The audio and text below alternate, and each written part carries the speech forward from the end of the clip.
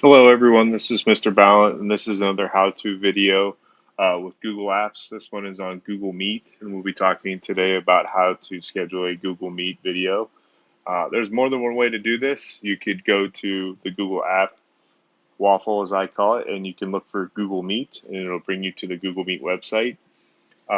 You can also do it through Google Classroom. This is the classroom that I have used from previous videos. And this is the classroom I created a previous video. You can generate a Google Meet link for your class and it'll post instantly and you can make it visible to your students right to Google Classroom. Um, Hit save and then they can join the meeting and it's visible to students.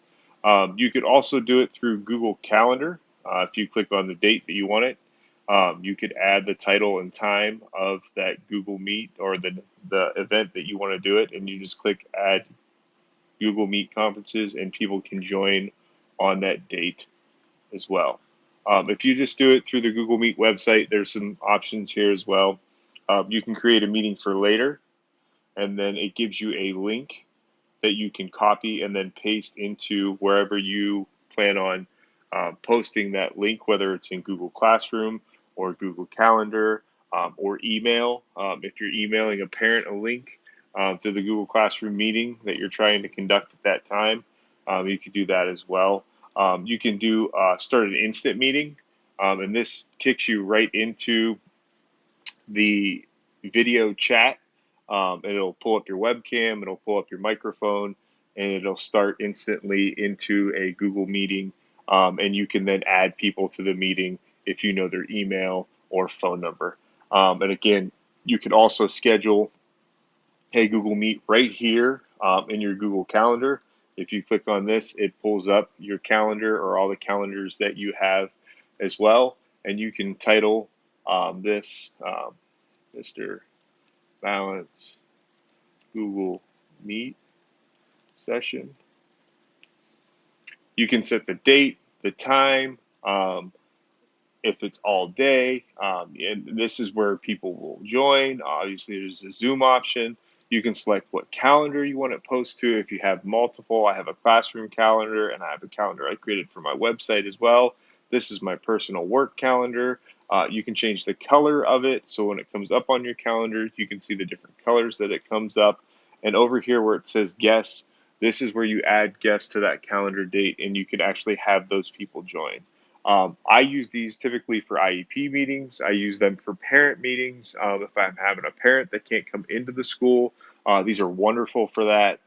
So Google Meet has tons of flexibility as well.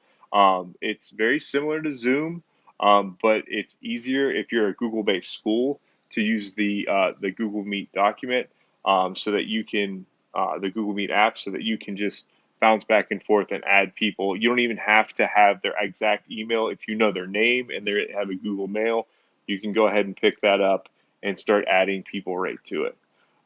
So Google Meet has a lot of wonderful features that are super easy to use, and I love Google Meet. Our school district uses Google Meet for everything. We don't use Zoom because it's just so much easier for parents, so much easier for students. During COVID, I taught my classes with Google Meet. You can also record the sessions, which are really nice. You can mute students on there so that they can't, interrupt anything. You do have the ability to kick people out of meetings. So if somebody's being disruptive, or if somebody's in there that's not supposed to be, that joined from another computer that's not supposed to be in there, you can remove them from meetings as well. So it has a lot of wonderful flexibility and a lot of neat features that you can use as well. You do not have to have the camera on. You do not have to have your microphone on. You can start meetings with all participants muted, and they have to unmute themselves or turn their cameras on. So it has a lot of great features that can be used, and it's accessible from multiple different avenues. As we saw from Google Classroom here, I created a quick one. If this was pushed out to my class, all they would have to do is click join. They wouldn't even need the link. They wouldn't even need, an access code or a password because I didn't put one in. So that is my how-to on Google Meet.